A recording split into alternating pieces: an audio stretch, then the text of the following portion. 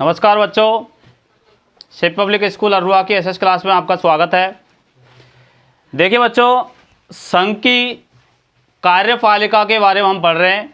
संघ की कार्यपालिका में आता है राष्ट्रपति, उपराष्ट्रपति, प्रधानमंत्री व उसकी मंत्रिपरिषद। अन्य नौकरशाह भी आते हैं, लेकिन हमारे जो टॉपिक आपके अध्याय में हैं वो राष्ट्रपति, उपराष्ट्रपति, प्रधानमंत्री व उनकी मंत्रिपरिषद है, जिसमें से उपराष्ट्रपति को तो इस सत्र में क्या हटा दिया गया है।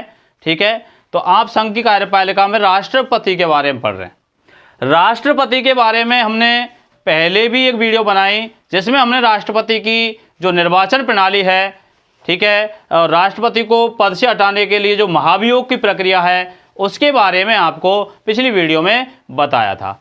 कहीं भी किसी वीडियो में जब भी आपको कोई समस्या हो तो आप कमेंट करके हमें ज़रूर बताएं। तो देखिए, अब इस वीडियो में हम जो पढ़ने जा रहे हैं वो है राष्ट्रपति के कार्य व शक्तियाँ। तो राष्ट्रपति होता है, ठीक है, वो क्या काम करता है, क्या पावर उनके हाथ में है, तो वो हम इस वीडियो में देखेंगे। निर्वाचन हमने उनका देखा किस प्रकार से होता है, यहाँ पर हम उनकी पावर देखेंगे कि निर्वाचन हमने क्यों किया है, क्या काम हमारे राष्ट्रपति आता है, यानी राष्ट्रपति के काम क्या हैं। ठीक है बच्चों, तो राष्ट्रपति के कार्य व शक्तियाँ, तो हमारे देश में अनुच्छेद 52 में, यानी आर्टिकल जो 52 है, आर्टिकल 52 में साफ तौर से राष्ट्रपति पद के बारे में बताया गया है कि एक राष्ट्रपति होगा, देश के लिए क्या होगा, एक राष्ट्रपति होगा। और आर्टिकल 53 जो है उसमें बताया गया है कि संघ की कार्यपालिका का जो प्रधान है, संघ की जो कार्यपालिका का प्रधान है वो कौन होगा, राष्ट्रपति। और राष्ट्रपति क्या करेगा, या तो स्वयं अपनी शक्तियों का प्रयोग करेगा या अपने जो अधीनस्थ पदाधिकारी हैं, अधीनस्थ पदाधिकारियों को मतलब यानी कि उसने निचले स्तर पर जो उसने के नीचे काम करने वाले हैं, उन पदाधिकारी जैसे कि मंत्रिपरिषद है, उसके माध्यम से वो काम करेगा। या तो स्वयं करेगा या मंत्रिपरिषद के माध्यम से वो अपनी शक्तियों का प्रयोग करेगा। तो ये साफ तौर से संघ की कार्यपालिका में अनुच्छेद 53 जो आर्टिकल 53 है उसमें साफ तौर से कहा गया है। तो देखो बच्चों, राष्ट्रपति के कार्य व शक्तियों को दो भागों में बांटा गया है। दो भाग कौन कौन से, एक तो सामान्यकालीन शक्तियां और दूसरी है संकटकालीन शक्तियां। पहली सामान्यकालीन शक्तियां और दूसरी संकटकालीन शक्तियां। इस वीडियो में हम सिर्फ और सिर्फ सामान्यकालीन शक्तियों के बारे में पढ़ेंगे। जब कभी वीडियो को आप देखें तो आपके दिमाग में ये जरूर रहना चाहिए कि हम सिर्फ सामान्यकालीन शक्तियां यहाँ पे देख रहे हैं, संकटकालीन शक्तियां और हैं जिनके ऊपर हम एक वीडियो आगे बनाएंगे, वहाँ पे आप देख सकते हैं संकटकालीन शक्तियां।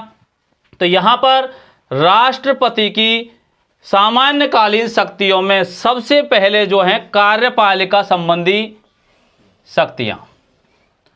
कौन सी बच्चों, कार्यपालिका संबंधी शक्तियां।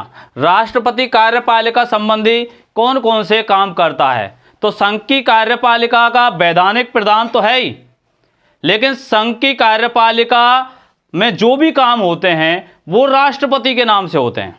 ठीक है, चाहे सलाह कोई भी दे रहा हो, ठीक है, लेकिन जो संघ की कार्यपालिका है उसमें नाम सब राष्ट्रपति के होते हैं, काम जो भी होंगे वो राष्ट्रपति के नाम से होते हैं। तो इसमें राष्ट्रपति क्या करता है, एक तो महत्वपूर्ण, आप यहाँ पर गौर कर लेना, जब भी आप बुक खोलोगे खूब आपको बड़ा मैटर मिलेगा। ठीक है, एक या आप कोई वैसे कोई गाइड पढ़ रहे हैं, ठीक है, या आप पासबुक वगैरह देख रहे हैं, खूब बड़ा मैटर आपको मिल सकता है, लेकिन आपको यहाँ पे जहन में रखना है कि डरने की ज़रूरत नहीं है। हम आपको जो बता रहे हैं कि किस तरीके से शॉर्ट वाइज आपको समझना है कि महत्वपूर्ण काम क्या है, बस उसको फोकस रखो, बाहर निकाल लो उसको कि मेन चीज़ क्या है, उसको डरो मत कि ये बड़ा मैटर है। मैंने आपको शुरुआती वीडियोज में साफ तौर से कह दिया था कि आपको यहाँ याद कुछ नहीं करना है, सिर्फ आपको समझना है। वो समझ लिया बस याद हो गया, समझ लिया तो याद हो गया। बस टारगेट आपका समझना होना चाहिए, याद करना आपका कोई टारगेट नहीं है, जिंदगी भर ये आपके काम आने वाली चीज़ें हैं। तो देखिए, सबसे पहले महत्वपूर्ण अधिकारियों की नियुक्ति करता है कौन? भाई राष्ट्रपति के कार्य हम पढ़ रहे हैं, राष्ट्रपति की शक्तियां हम पढ़ रहे हैं, तो महत्वपूर्ण अधिकारी की नियुक्ति भी कौन करेगा? राष्ट्रपति करेगा। कौन करेगा? राष्ट्रपति। तो महत्वपूर्ण अधिकारियों की नियुक्ति कौन करता है? राष्ट्रपति करता है, और उन्हें पद से भी हटा सकता है। जिनकी नियुक्ति कर रहा है उन्हें पद से भी हटा सकता है। तो ऐसे कौन कौन से अधिकारी हैं, ठीक है? तो देखो, जैसे हमारे देश के जो प्रधानमंत्री हैं, प्रधानमंत्री की जो नियुक्ति होती है वो कौन करता है? राष्ट्रपति करता है। कौन करता है बच्चों? लेकिन यहाँ पे ध्यान रहे कि राष्ट्रपति प्रधानमंत्री किसे बनाता है? राष्ट्रपति प्रधानमंत्री किसे बनाता है? जो लोकसभा में बहुमत दल का नेता है। जिस पार्टी को लोकसभा में बहुमत मिला है, यानी कि जो 543 सीटों का निर्वाचन होता है, उनमें से 272 कम से कम सीट चाहिए किसी भी दल को अपना दल का प्रधानमंत्री बनाने के लिए। तो जिस किसी भी दल के पास कम से कम 272 सीट मिल जाती हैं, तो लोकसभा में ऐसे बहुमत दल के नेता को राष्ट्रपति क्या करता है? प्रधानमंत्री नियुक्त करता है। इसके अलावा किसी भी राज्य के जो राज्यपाल हैं, उन राज्यपालों की नियुक्ति कौन करता है बच्चों? राष्ट्रपति करता है। कौन करता है? राष्ट्रपति। और देखिए, सर्वोच्च न्यायालय, सर्वोच्च न्यायालय व उच्च न्यायालय, उच्च न्यायालय, देखो सर्वोच्च न्यायालय व उच्च न्यायालय के जो न्यायाधीश हैं, उन न्यायाधीशों की नियुक्ति कौन करता है? राष्ट्रपति करता है। कौन करता है बच्चों? राष्ट्रपति करता है। इसके अलावा जो महालेखा परीक्षक होता है, उस महालेखा परीक्षक की नियुक्ति भी कौन करता है? नियंत्रण व महालेखा परीक्षक होता है एक, उसकी नियुक्ति भी कौन करता है? राष्ट्रपति करता है। कौन करता है बच्चों? राष्ट्रपति। इसके अलावा विदेशों में जो राजदूत होते हैं, उन राजदूतों की नियुक्ति भी कौन करता है बच्चों? राष्ट्रपति करता है। कौन करता है? राष्ट्रपति। देखिए, तो ये महत्वपूर्ण अधिकारी हो गए, प्रधानमंत्री, राज्यपाल, सर्वोच्च न्यायालय व उच्च न्यायालय के जो न्यायाधीश हैं, ठीक है। केंद्रीय महालेखा परीक्षक होता है, नियंत्रण व महालेखा परीक्षक, उनकी नियुक्ति भी कौन करता है? राष्ट्रपति करता है। और विदेशों में जो राजदूत भेजे जाते हैं, देखिए पहले क्या करते, दूत होते थे वहाँ की सूचनाएं लाने के लिए राजा महाराजा शासन में, ऐसे ही अब विदेशों में क्या है?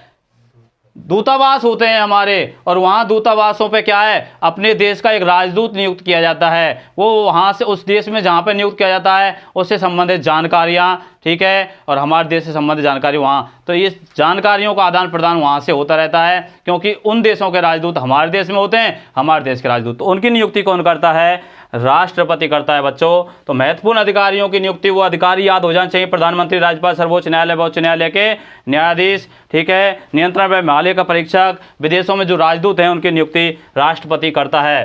शासन संचालन संबंधी शक्ति, तो बच्चों देखिए, शासन को चलाने के लिए जो पावर है, जैसे कि संसद के दोनों सदनों की बैठक हो रही है, तो बैठक की जो नियमावली है, ठीक है, किस प्रकार से प्रक्रिया से गुजरना है, क्या नियम होंगे उसके, ठीक है। और जो सर्वोच्च न्यायालय है, सर्वोच्च न्यायालय में जो न्यायिक प्रक्रिया है, उसके जो नियम हैं, वो सब कौन बनाता है? राष्ट्रपति बनाता है। कौन बनाता है बच्चों? राष्ट्रपति, ठीक है। तो ये जो नियम हैं, विभिन्न आयोग हैं, उन आयोगों का गठन भी क्या है? राष्ट्रपति करता है। जैसे मानवाधिकार आयोग है, ठीक है बच्चों, मानवाधिकार आयोग है, महिला आयोग है, अनुसूचित जाति जनजाति से संबंधित आयोग है, तो उन आयोगों का गठन भी कौन करता है बच्चों? राष्ट्रपति करता है। उनसे संबंधित जो नियमावली है वो कौन बनाता है? राष्ट्रपति बनाता है। और मंत्री परिषद जो होती है, मंत्री परिषद के जो सदस्य हैं, उनकी नियुक्ति से संबंधित नियमावली है, वो कौन बनाता है? राष्ट्रपति बनाता है। यहाँ पर एक चीज़ और ध्यान रखना, महत्वपूर्ण अधिकारियों की नियुक्ति हो रही है, ठीक है, उससे संबंधित जो नियमावली है वो शासन संचालन संबंधी शक्ति में आ रही है कि इनसे संबंधित ये जो कार्य करते हैं, इनके जो नियम हैं वो किसके द्वारा बनाए जाते हैं? राष्ट्रपति के द्वारा बनाए जाते हैं। वो शासन संचालन संबंधी शक्ति हो जाती है। अब देखिए बच्चों, वैदेशिक क्षेत्र में शक्ति। वैदेशिक क्षेत्र को मतलब का है गो विदेश से संबंधित। क्या हो गया? विदेश से संबंधित, यानी कि विदेशों से संबंधित जो भी काम होंगे, ठीक है, किसी देश के साथ संधि या समझौता हो रहा है, संधि समझौता हो रहा है, तो वो किसके नाम से होगा? राष्ट्रपति के नाम से। राष्ट्रपति के हस्ताक्षर होते हैं उस संधि समझौता पर, ठीक है। तो विदेशों से संबंधित कोई भी संधि हुई, समझौता हुए, ठीक है, और विदेशों में जो राजदूत हैं उनकी नियुक्ति भी क्या है? राष्ट्रपति करता है। विदेशों में राजदूत,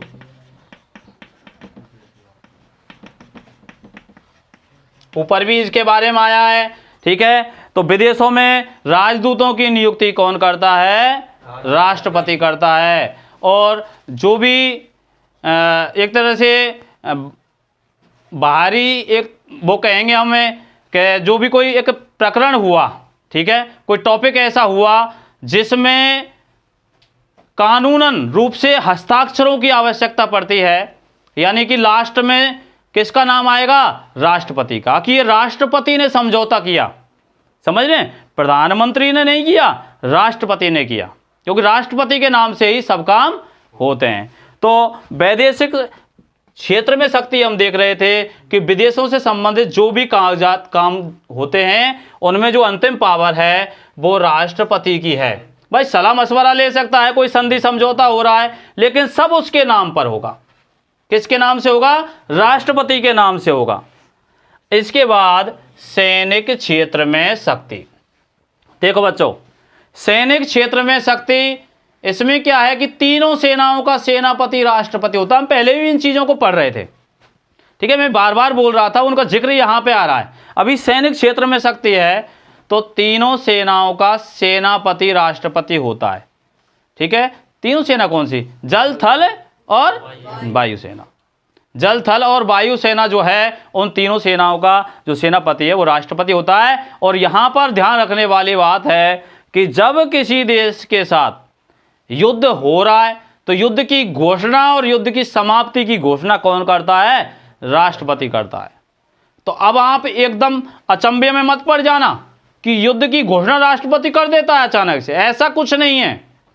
देखो वो भी क्या है? एक न्यायिक प्रक्रिया के तहत करता है, कानून के तहत करता है, संसद की विधि के अनुसार करता है, संसद की अनुमति से करता है। संसद के सदस्य, उनमें से मंत्रिपरिषद खास तौर से लिखित में देगी राष्ट्रपति के लिए, ठीक है। संसद बहुमत से, 2/3 बहुमत से प्रस्ताव भेजेगी कि भाई हाँ युद्ध की घोषणा कर सकते हैं हम, ऐसी स्थिति बन गई है कि अब युद्ध ही अवसंभावी है। तो ऐसी स्थिति में संसद की स्वीकृति से राष्ट्रपति युद्ध की घोषणा करेगा और संसद की स्वीकृति से ही राष्ट्रपति क्या करेगा? युद्ध विराम की घोषणा करेगा। तो ये सैनिक क्षेत्र में शक्ति हो गई कि तीनों सेनाओं का सेनापति है, ठीक है, युद्ध की घोषणा कर सकता है, लेकिन संसद की विधि द्वारा, संसद ने जो अगर बहुमत से प्रस्ताव भेजा है तब जाकर ही राष्ट्रपति युद्ध की घोषणा करेगा, और बहुमत से प्रस्ताव भेजा है तो युद्ध विराम की घोषणा करेगा। ये सैनिक क्षेत्र में शक्ति हो गई किसकी? राष्ट्रपति की। तो बच्चों अब तक आप जो देख रहे थे वो राष्ट्रपति की क्या ही कार्यपालिका शक्ति। कौन सी शक्ति है बच्चों? कार्यपालिका शक्तियां। यानी कौन सी शक्तियों में? सामान्यकालीन शक्तियों में। राष्ट्रपति की 2 प्रकार की शक्तियां हैं, सामान्यकालीन शक्तियां और संकटकालीन शक्तियां। इस वीडियो में आप अभी जो पढ़ रहे हैं वो सामान्यकालीन शक्तियां हैं। कौन सी है बच्चों? सामान्यकालीन शक्तियां। और सामान्यकालीन शक्तियों में हमारी पहली हेडिंग ही कार्यपालिका संबंधी शक्तियां, यानी राष्ट्रपति कार्यपालिका से संबंधित कौन कौन से काम करता है, ठीक है बच्चों। तो कार्यपालिका से संबंधित महत्वपूर्ण अधिकारी की नियुक्ति हो गई। शासन संचालन संबंधी शक्ति जो नियमावली है, ठीक है, चाहे वो एक तरह से संसद की कार्यवाही की नियमावली हो, ठीक है बच्चों, या मंत्रिपरिषद संबंधित नियमावली हो, या कोई और नियम बनाए जा रहे हैं, सर्वोच्च न्यायालय के न्यायिक प्रक्रिया से संबंधित नियमावली हो, तो वो नियमावली राष्ट्रपति बनाता है। वैदेशिक क्षेत्र में तीनों सेनाओं का सेनापति, संधि और समझौता, ठीक है, और विदेशों में राजदूत की नियुक्ति, ये सब राष्ट्रपति करता है। और सैनिक क्षेत्र में शक्ति तीनों सेनाओं का सेनापति, युद्ध की घोषणा, युद्ध विराम की घोषणा संसद की स्वीकृति से राष्ट्रपति करता है। तो बच्चों ये हो गई कार्यपालिका शक्तियां। अब आप जो देखने जा रहे हैं वह है विधायी शक्तियां। अब विधायी शक्ति, मैंने आपको, ये तो काम थे उसके कार्यपालिका से संबंधित। अब विधायी शक्तियों का मतलब क्या होता है? विधायी मैंने पहले भी वीडियो में बताया है आपको। विधायी का मतलब विधि, विधि शब्द से विधायी बना है, और विधि का मतलब होता है कानून। यानी कानून संबंधी जो शक्ति है वो कौन सी शक्ति कहलावे? विधायी शक्ति कहलावे। कौन सी शक्ति कहलावे बच्चों?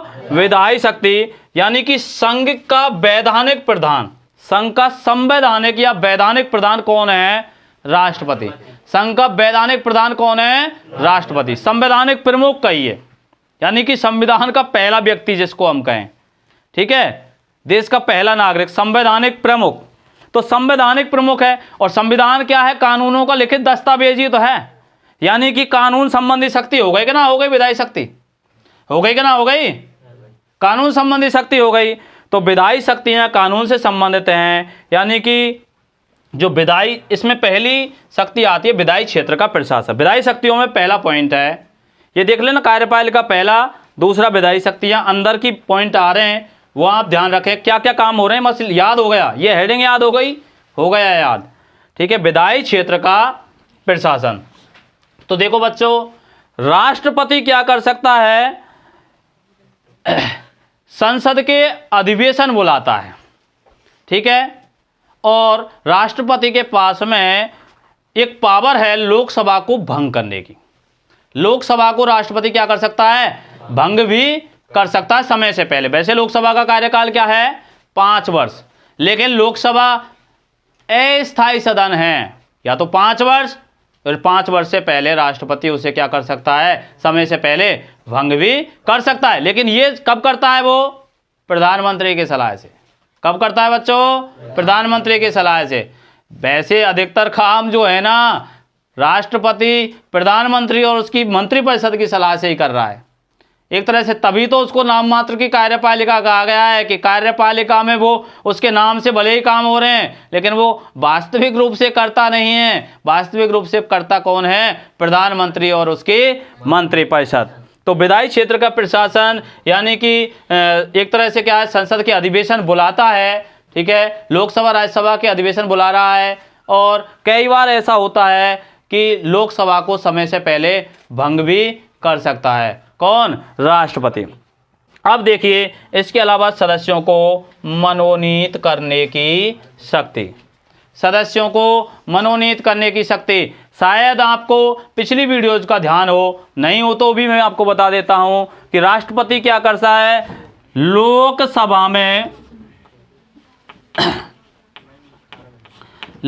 में 2 सदस्य मनोनीत करता है, और राज्यसभा में कितने?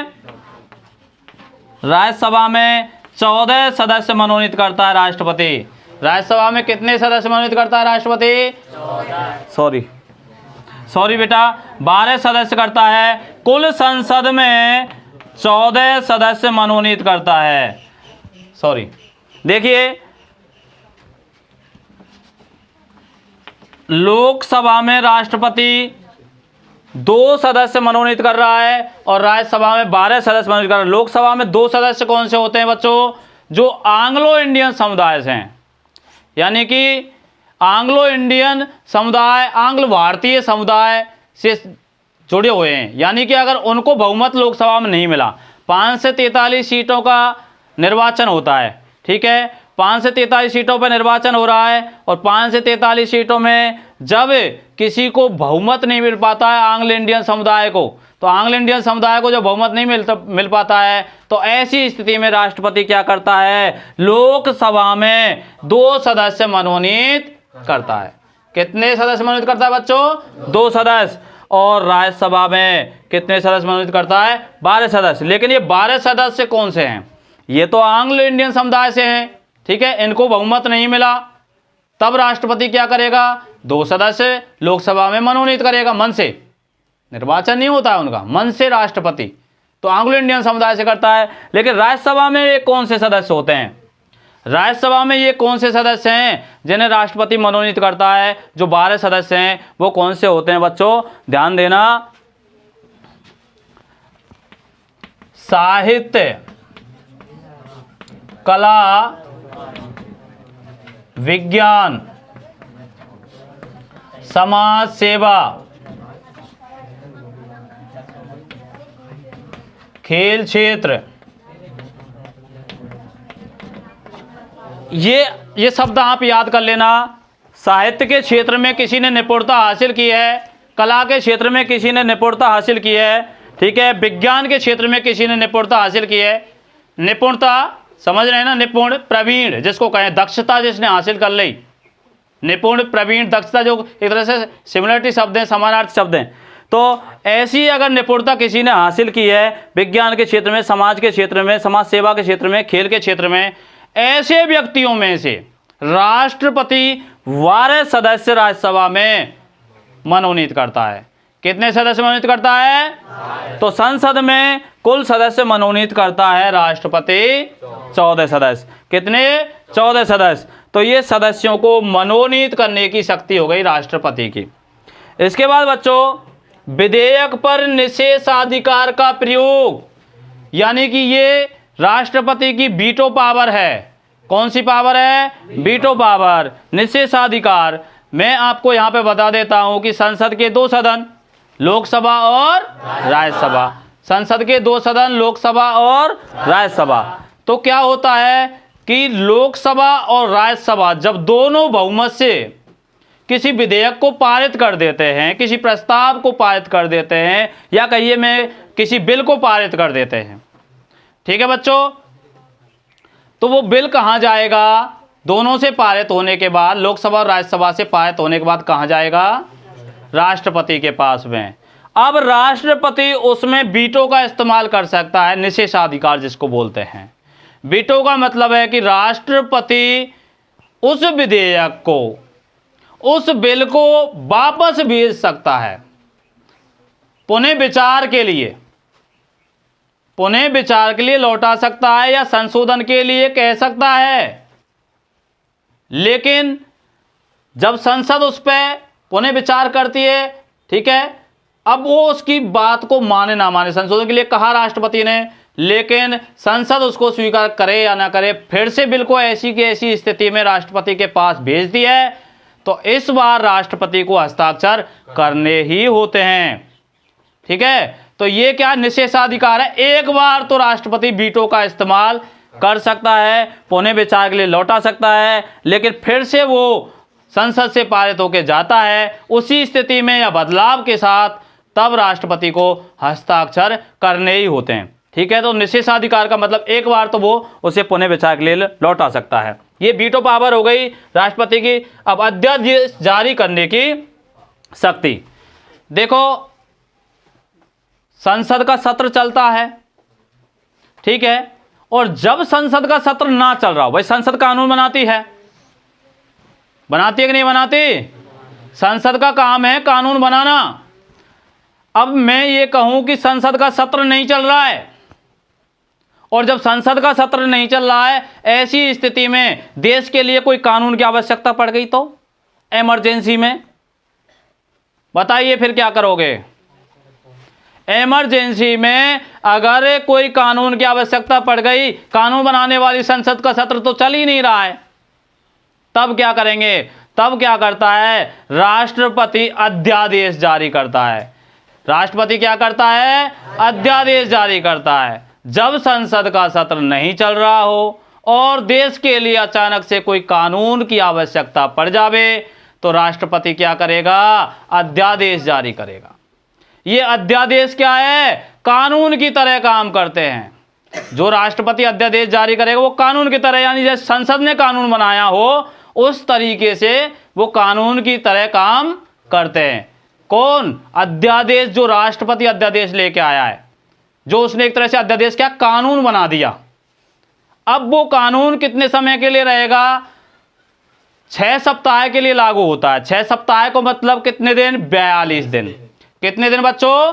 42 दिन। अब 42 दिन के भीतर भीतर संसद का जब सत्र अगर चलता है तो संसद उस अध्यादेश को रद्द भी कर सकती है बहुमत से, ठीक है? या अध्यादेश उनको लगा कि ये ठीक है, कानून की तरह होना चाहिए, आगे भी राष्ट्रपति जो लेके आया है अध्यादेश वो कानून के रूप में स्वीकार किया जाना चाहिए, तो बहुमत से वो स्वीकार भी कर सकते हैं 42 दिन के भीतर भीतर। अगर 42 दिन के भीतर संसद ने उसको स्वीकार नहीं किया तो 42 दिन तक ही अध्यादेश काम करेगा, और 42 दिन के भीतर संसद से स्वीकृति मिल जाती है तो वो कानून बन जाता है, और 42 दिन के से पहले संसद उसे चाहे तो निरस्त भी कर सकती है। तो ये राष्ट्रपति की कौन सी पावर हो गई बच्चों? अध्यादेश जारी करने की शक्ति, और ये अध्यादेश 6 सप्ताह के लिए लागू होते। इस बीच संसद का सत्र शुरू हो जाता है तो स्वीकृति अस्वीकृति किस पर निर्भर करती है? फिर संसद पर निर्भर करती है। तो ये हमारी कार्यपालिका संबंधी शक्तियां और दूसरी विधायी शक्तियां, ये 2 शक्तियां हुई, उनके अंदर की जो बातें मैंने आपको बताई। इसके बाद जो तीसरी शक्ति है वो है वित्तीय शक्तियां। कौन सी है बच्चों? वित्तीय शक्तियां। अब वित्तीय, मैंने आपको पहले भी वीडियो में बताया है कि वित्तीय का वित्त का मतलब किससे है? वित्त का मतलब होता है धन से। वित्त का मतलब क्या किससे होता है बच्चों? धन से। मैंने यहाँ पे विधायी बताया, तो विधायी यानी कि विधि शब्द से बना विधायी, विधि का मतलब कानून है, ठीक है, और यहाँ वित्त का मतलब धन है। वहां कानून से संबंधित शक्ति है, यहाँ धन से संबंधित शक्ति है। तो राष्ट्रपति के पास वित्तीय शक्ति क्या है? राष्ट्रपति के पास में वित्तीय शक्ति के रूप में पावर है। क्या पावर है? कि जब भी संसद का अधिवेशन चल रहे हैं, यानी लोकसभा और राज्यसभा के, तो लोकसभा में वो क्या है? कोई भी धन विधेयक जब आएगा तो राष्ट्रपति की स्वीकृति के बिना वो धन विधेयक लोकसभा में प्रस्तुत नहीं किया जा सकता है। जब भी धन विधेयक लाया जाता है, क्योंकि आय व्यय से संबंधित आपने लोकसभा की जो शक्तियां आपने पढ़ी, संसद की शक्ति जब आपने पढ़ी थी उसमें पढ़ा था क्या पढ़ा था? पढ़ा था कि लोकसभा धन विधेयक को लेकर सुपर पावर है। पढ़ा था कि नहीं पढ़ा था? लेकिन धन विधेयक राष्ट्रपति की स्वीकृति से आता है, ये आप ध्यान कर लेना। तो राष्ट्रपति की पावर बोलेगी कि राष्ट्रपति ही धन विधेयक की स्वीकृति देता है। दोनों सदनों की संयुक्त बैठक है, राष्ट्रपति अभिभाषण देता है उसमें, और धन विधेयक कोई धन विधेयक है या नहीं है इसकी स्वीकृति कौन देता है? राष्ट्रपति देता है। और जब तक आय व्यय से संबंधित जो बजट है वो पारित नहीं हो जाता तब तक आय व्यय से संबंधित कोई भी काम नहीं होगा। खास तौर से लोकसभा में रखा जाता है, फिर कहाँ जाता है? राज्यसभा में जाता है। राज्यसभा के पास उतनी पावर नहीं है, गौण पावर है, वो 14 दिनों तक विचार विमर्श कर सकती है, फिर उसे स्वीकार करना ही पड़ता है, हस्ताक्षर करने ही होते हैं। ठीक है बच्चों, तो ये राष्ट्रपति की वित्तीय शक्तियां हो गई। और इसके बाद न्यायिक शक्तियां, चौथा हेडिंग है हमारी न्यायिक शक्तियां। अब न्यायिक शक्ति क्या है भाई? न्यायिक को मतलब क्या है गो? न्याय से संबंधित, और न्याय से संबंधित पावर राष्ट्रपति के पास में कहाँ है? राष्ट्रपति क्या करता है? जो सर्वोच्च न्यायालय जो है भाई, देश की सबसे बड़ी अदालत कौन सी है? सर्वोच्च न्यायालय, जैसे सुप्रीम कोर्ट बोलते हैं, उच्चतम न्यायालय बोलते हैं, उसके जो न्यायाधीश हैं उनकी नियुक्ति कौन करता है? राष्ट्रपति करता है। क्योंकि हमारे देश में जो कार्यपालिका है उससे अलग रखा गया है न्यायपालिका को, जिससे किसी प्रकार का दबाव न हो। व्यवस्थापिका और कार्यपालिका इनसे अलग रख के न्यायपालिका को एक अलग अंग माना गया है, जिससे क्या होगा? हालांकि नियंत्रण संतुलन है, लेकिन फिर भी जो न्यायिक प्रक्रिया है वो व्यवधानित नहीं होनी चाहिए, किसी के दबाव में नहीं होनी चाहिए, किसकी बाप की बापौती ना होनी चाहिए, नहीं है क्या? न्यायिक प्रक्रिया सबको समान होनी चाहिए, गरीब हो अमीर हो। इसलिए हमारी जो न्यायपालिका है उसको एकीकृत किया गया है निचले स्तर से ऊपर के स्तर पर। तो देश की जो सबसे बड़ी अदालत है उसके जो न्यायाधीश हैं, सर्वोच्च न्यायालय के न्यायाधीश हैं, उनकी नियुक्ति कौन करता है? राष्ट्रपति करता है। और उच्च न्यायालय जो राज्य की सबसे बड़ी अदालत है, ठीक है, उनके न्यायाधीशों की नियुक्ति कौन करता है? राष्ट्रपति करता है। सर्वोच्च न्यायालय के न्यायाधीशों की नियुक्ति राष्ट्रपति करता है, उच्च न्यायालय के न्यायाधीशों की नियुक्ति भी राष्ट्रपति करता है। तो ये क्या है? उसकी न्यायिक शक्ति है।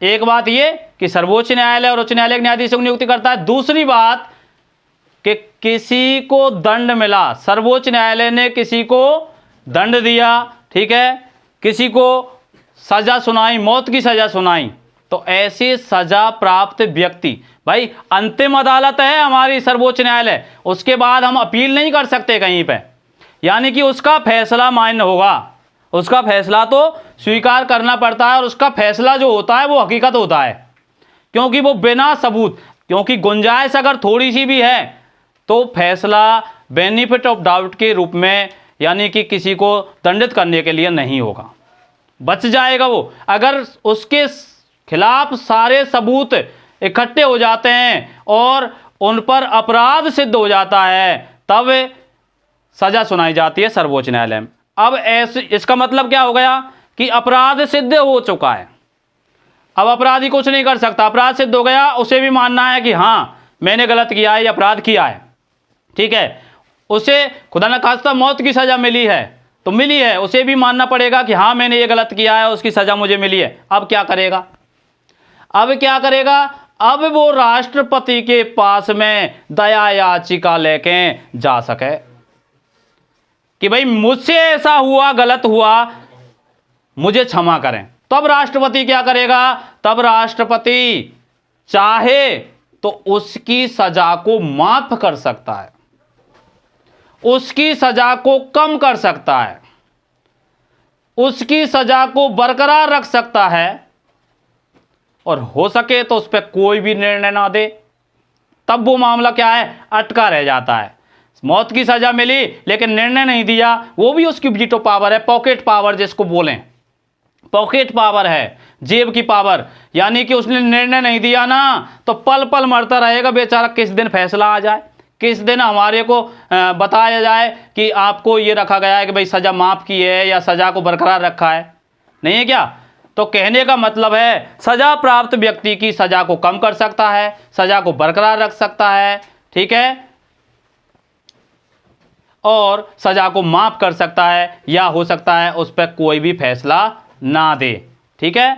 तो ये क्या हुई हमारी राष्ट्रपति की कार्यवह शक्तियों में बच्चों सामान्यकालीन शक्तियां हुई, ठीक है। इनको आप पहले एक एक करके जो बड़ी हेडिंग है, कार्यपालिका संबंधी शक्ति, विधायी शक्तियां, ठीक है, इसके बाद वित्तीय शक्तियां, न्यायिक शक्तियां, इनके बारे में और अंदर क्या बातें हैं उनके बारे में आप एक एक करके पढ़िएगा। कोई बड़ा मैटर नहीं है, आसानी से आपको हो जाएगा।